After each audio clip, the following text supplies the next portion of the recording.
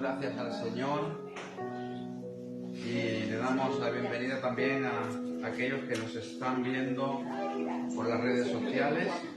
Dios les bendiga y esperemos que estén bien y que también puedan disfrutar de esta enseñanza de esta tarde, que vamos a empezar acerca de la intercesión. Amén.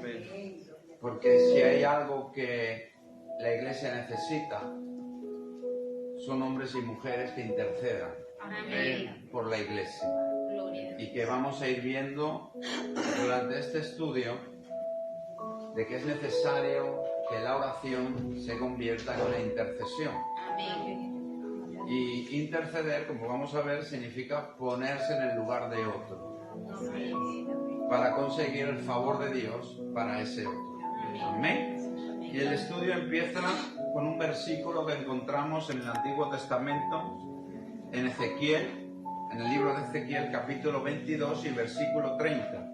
Y dice así la palabra de Dios: y busqué entre ellos hombre que hiciese vallado y que se pusiese en la brecha delante de mí, a favor de la tierra, para que yo no la destruyese.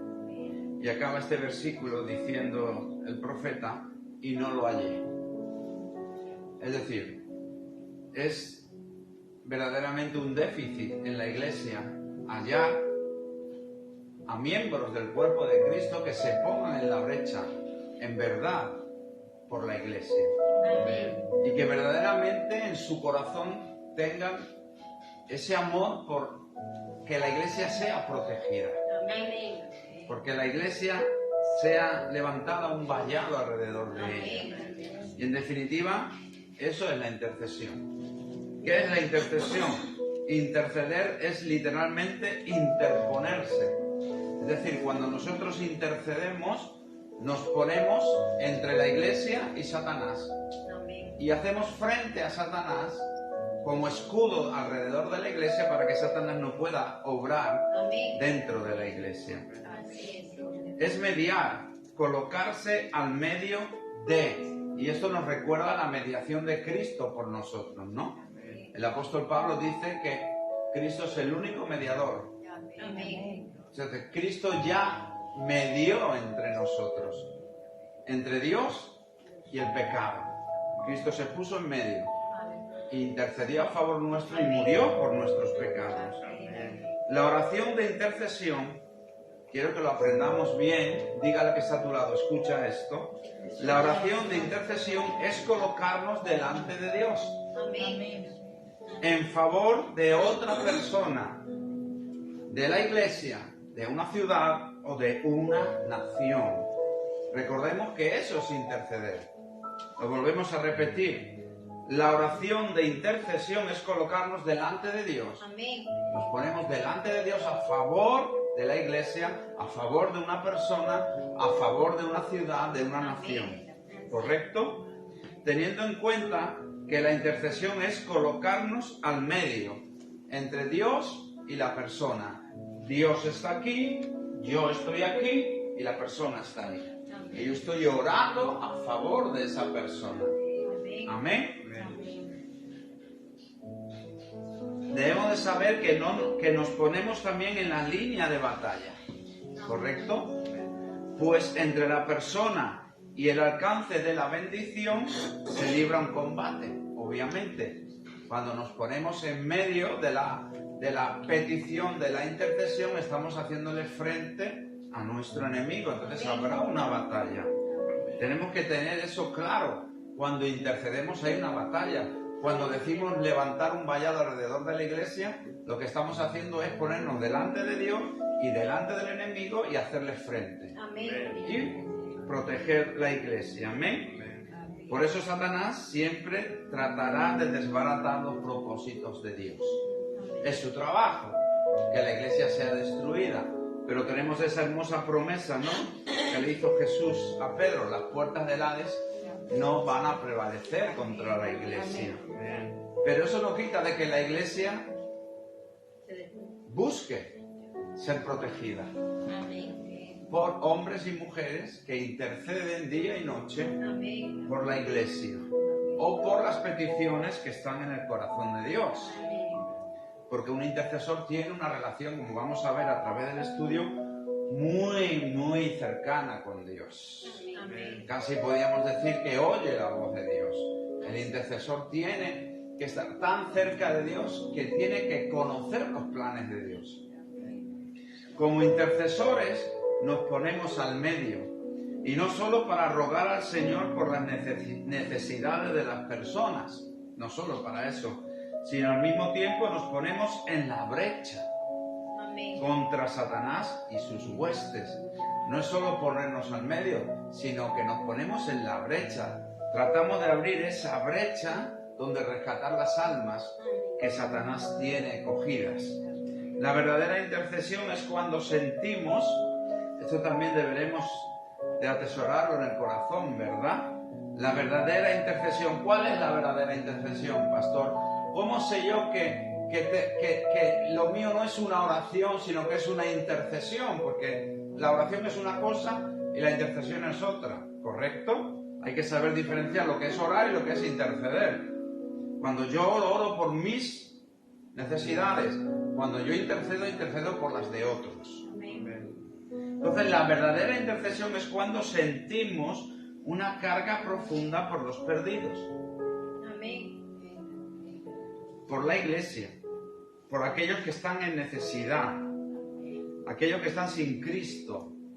Dios nos pide que intercedamos por esas personas, que intercedamos por la iglesia, por pueblos, por naciones. O sea, la verdadera intercesión es aquella que te da una carga en tu corazón de amor y que no puedes soportar, sino que te lleva a orar, a interceder por la iglesia o por esas personas o por ese pueblo. Entonces digamos que el intercesor llora. El intercesor llora por las almas, porque la compasión, la misericordia te llevan a llorar por aquel que está perdido, por la iglesia que está desviada doctrinalmente, por la nación que no conoce a Cristo. Amén. La intercesión tiene dos aspectos muy definidos. Uno es clamar a Dios. Cuando intercedemos, clamamos a Dios. Y yo quiero hacerles una pregunta, porque ustedes son alumnos muy aventajados. Díganme un versículo donde aparece la palabra clama a Dios. Clama a mí, yo te responderé. Clama a mí, yo te responderé. El intercesor, ¿qué hace? Clamar. ¿Y a quién clama? A Dios. A Dios. ¿Y qué dice el profeta? Clama a mí y yo te responderé. Cuando el intercesor clama, siempre va a responder ese clamor. ¿Por qué? Porque ese clamor siempre va a estar bajo la voluntad de Dios. Amén. ¿Hola? Amén. Es decir, tenemos que saber qué estamos clamando y saber que todo lo que está bajo la voluntad de Dios, Dios va a responder. Amén. Porque Dios responde solo a su voluntad, no a la nuestra. Nosotros podemos clamar por nuestra voluntad, podemos orar por nuestra voluntad, pero siempre la que Dios va a contestar va a ser la suya. Por lo tanto, lo primero que define la intercesión es que clamamos a Dios. Y lo clamamos con pasión. No venimos aquí como apagados, como sin ganas. No, venimos avivados. Venimos llenos del fuego del Espíritu, venimos llenos de pasión, de amor, de misericordia, sabiendo que lo que vamos a hacer le agrada a Dios y sabiendo que estamos bajo la voluntad de Dios. Por eso tenemos que llegar a tener no oraciones, sino intercesiones en el Espíritu. Amén.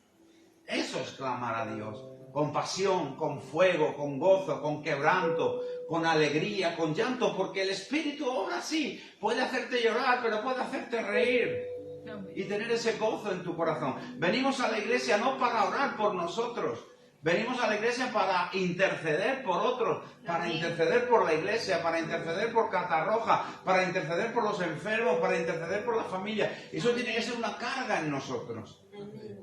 Eso tiene que ser una pasión en cada uno de nosotros. Y el segundo aspecto de la intercesión, el primero era ¿cuál? ¿Cuál era el primero? Clamar a Dios. Dos aspectos. El primero, clamar a Dios. Y el segundo es tomar autoridad sobre nuestro enemigo. La pregunta es que tenemos autoridad sobre nuestro enemigo siempre y cuando estemos bajo la autoridad de Dios, bajo el sometimiento de Dios. Satanás respeta a aquel que está sometido a Dios. Satanás no te puede respetar si tú no estás sometido a Dios. Si tú vives tu vida a tu manera y a tu forma y como tú quieres, Satanás no te va a respetar. Entonces, lo único que te puedo decir, no te envalentones y no vayas contra Satanás porque te va a dar por todos lados. Primeramente, sométete al Señor y el Señor te dará las fuerzas y la autoridad para ir en el nombre de Cristo. Amén. Entonces, cuando decimos tomar autoridad sobre nuestro enemigo, la iglesia tiene autoridad sobre el enemigo.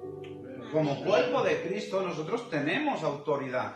Porque dice Pablo que la cabeza que es Cristo, a él está sometida a toda autoridad, todo principado, toda potestad, todo hueste de maldad. Y si entonces en la cabeza de la iglesia tiene el poder de que está todo sometido, en el cuerpo también. Amén. Pero nosotros tenemos que creer eso. Tenemos que creer en la autoridad de Cristo sobre nuestro enemigo y tomar esa autoridad en nosotros y hacer frente a nuestro enemigo. Y eso se denomina guerra espiritual. Es una guerra espiritual. Amén. En este segundo aspecto, en el de la guerra espiritual, o tomar autoridad sobre nuestro enemigo, tomamos nuestra posición como creyentes. ¿Correcto?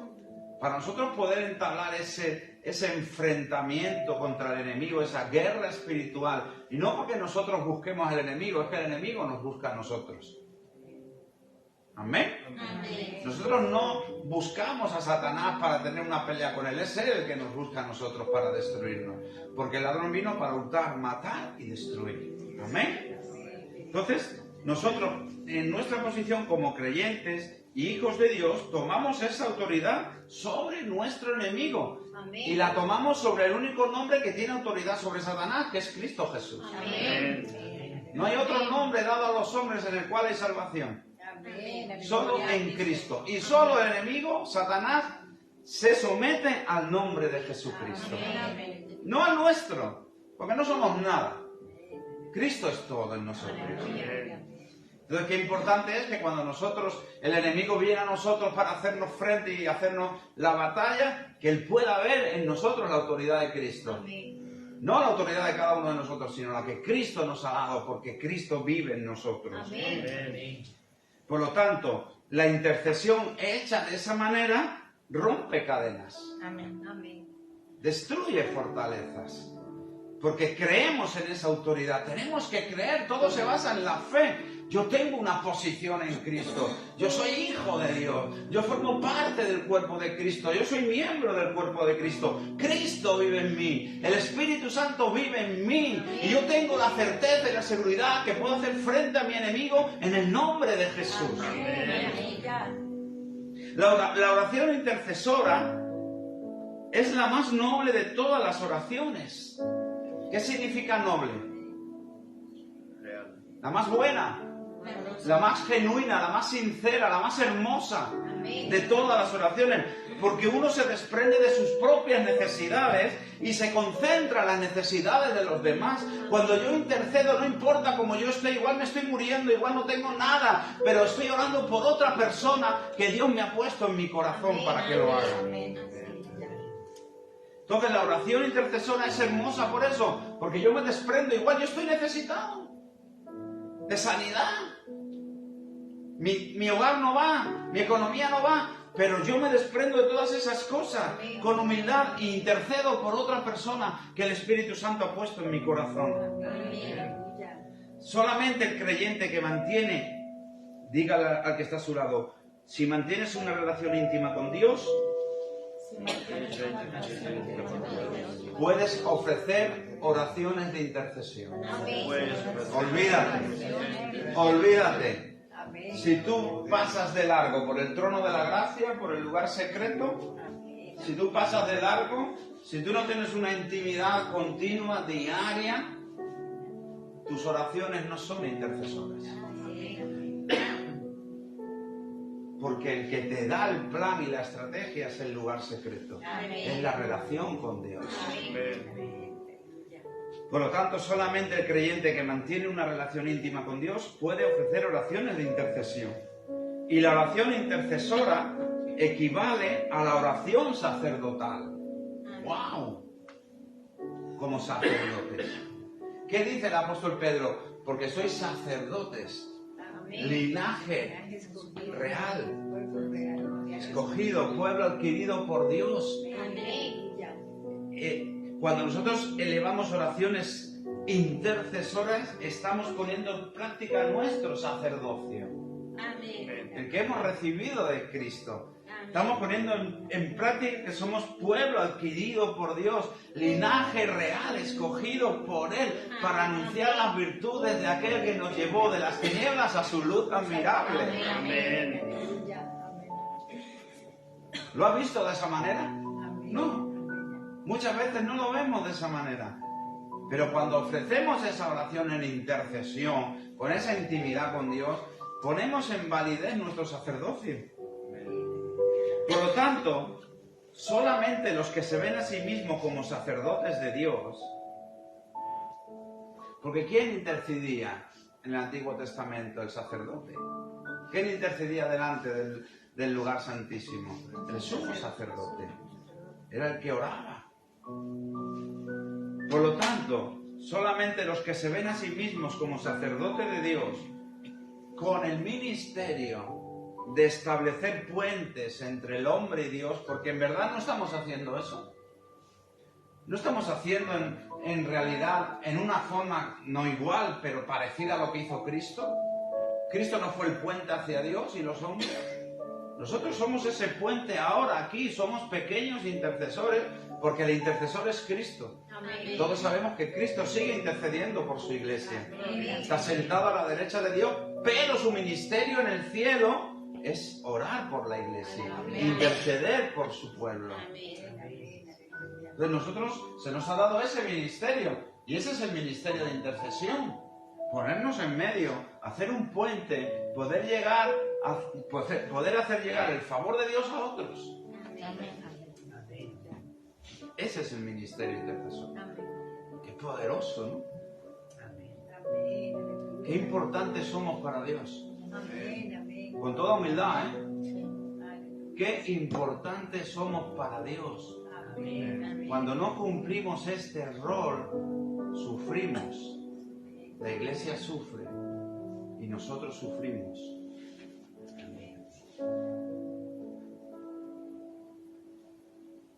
Con el ministerio de establecer puentes entre el hombre y Dios, pueden experimentar la carga de ofrecer a Dios oraciones de intercesión. Y este párrafo lo encontramos en un libro, La oración intercesora por la cosecha. Amén. Por si quieren buscarlo, está muy bien ese libro. Habla sobre la oración intercesora por la cosecha, por el mundo. Amén. Está escrito, ese es el título. La oración intercesora por la cosecha, del doctor Iran Almirudis. Amén. Después se lo doy si quiere. Por lo tanto, teológicamente hablando, una carga, ¿qué es? Es una combinación de ¿qué? Es una combinación de 4 cosas que todas se dan en Cristo. Porque Cristo tenía carga por el perdido. ¿Sí o no? ¿Para qué vino Jesucristo? Porque de tal manera amó Dios al mundo que envió a su Hijo, para que todo aquel que en Él cree no se pierda, mas tenga vida eterna. ¿Para qué nos llamó Dios a nosotros? ¿No nos ha llamado y nos ha enviado? ¿Para qué? ¿Para predicar de quién? Del Hijo. De aquel que vino, de aquel que Él envió el Padre para que muriese por nuestros pecados. Para eso nos llamó.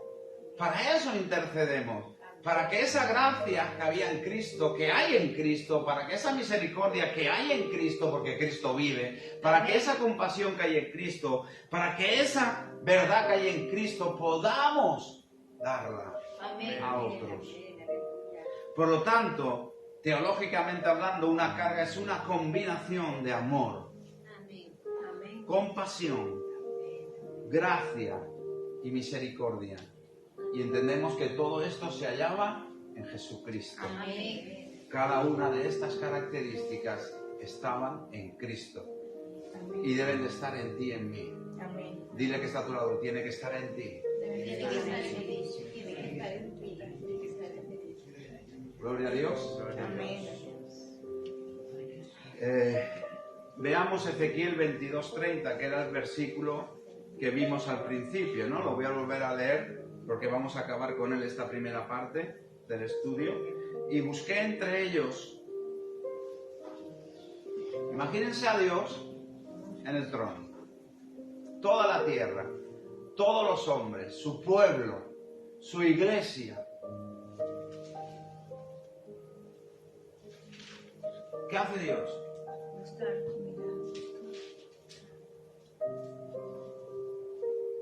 Busqué entre ellos hombres o mujeres que hiciese vallado, que se pusieran en medio por la iglesia, por la nación, por la ciudad, por una persona,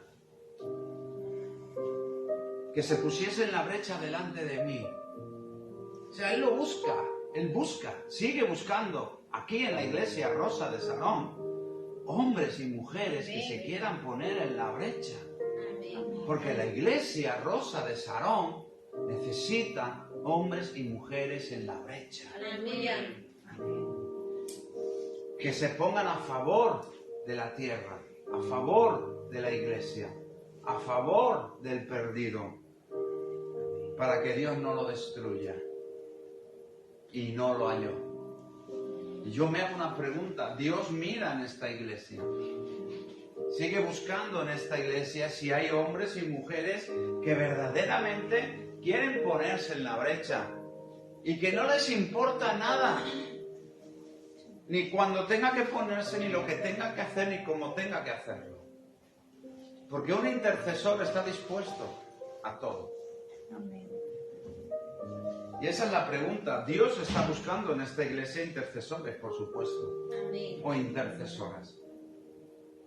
Y Él pone esa carga en el corazón, porque es un llamado. Por lo tanto, en momentos donde las palabras de los profetas no fueron escuchadas, como en Ezequiel, los cantos y la adoración no fueron elevados, y el pueblo se dedicó a la idolatría, porque por eso estaba buscando Dios a alguien que se levantara en medio del pueblo, de un pueblo idólatra. Alguien que se levante en medio de la iglesia Rosa de Sarón, una iglesia que puede estar apagada, que puede estar estancada, que puede estar anémica espiritualmente. Él busca dentro de la misma iglesia, que tiene el problema, hombres y mujeres que quieren levantar esa iglesia, que aman la iglesia, que aman al hermano y que aman a este pueblo. Él busca dentro de la iglesia. Él no va a traer afuera. Él no va a ir a otra iglesia a traer intercesores. Él los va a levantar aquí. Amén. Pero tú tienes que decir, heme aquí. Envíame a mí. En momentos, por tanto, donde las palabras de los profetas no fueron escuchadas, los cantos y la adoración no fueron elevados y el pueblo se dedicó a la idolatría, Dios mostró y Dios sigue mostrando a día de hoy la necesidad que hay de hombres y mujeres que levanten un vallado delante de Él, que protejan la iglesia. Amén. Y que se pongan a favor de este mundo, para que este mundo no sea destruido. Que lo va a ser, pero ¿cuántas almas hay que rescatar? ¿Cuántas almas hay que buscan a Dios y no saben cómo hallarlo? ¿Y para qué está usted y yo?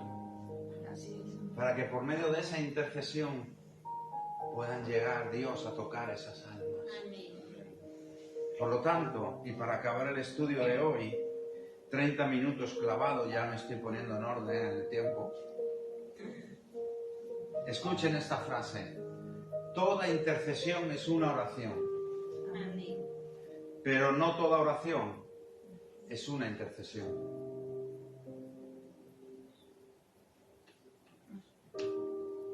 ¿Lo entiende? Toda intercesión es una oración. ¿Y cómo decimos que se define la intercesión? Por una carga, por otros. Por eso dice que toda intercesión es una oración cuando yo tengo carga por otros. Pero no toda oración es una intercesión, porque cuando yo no tengo carga por otro, eso no es una intercesión. Eso es una oración por mis necesidades. No es lo mismo interceder que orar. Yo intercedo por otro, yo intercedo por Jimena, por Carlos, por Angie, por Fabiola, por todos ustedes. Y no intercedo por mis necesidades, eso es una intercesión. Pero cuando yo oro por mis necesidades, por mi vida, es una oración, porque es para mí, es personal. ¿Amén? Amén. Así que hasta aquí el estudio de hoy. Y ya la semana que viene estaremos viendo qué es un vallado. Y en el mundo espiritual hacemos vallado también, recuérdalo porque todo esto es espiritual.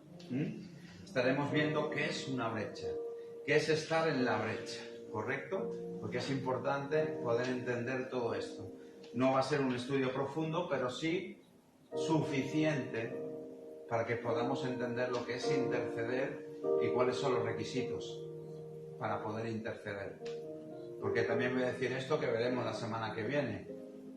Toda la iglesia ha sido llamada a interceder. Todos hemos recibido el llamado de ser intercesores, de orar por los perdidos, de clamar por la nación, por el pueblo, por la iglesia. Toda la iglesia. Pero, lo dejo ahí. Pero, que Dios les bendiga a los que están por las redes sociales.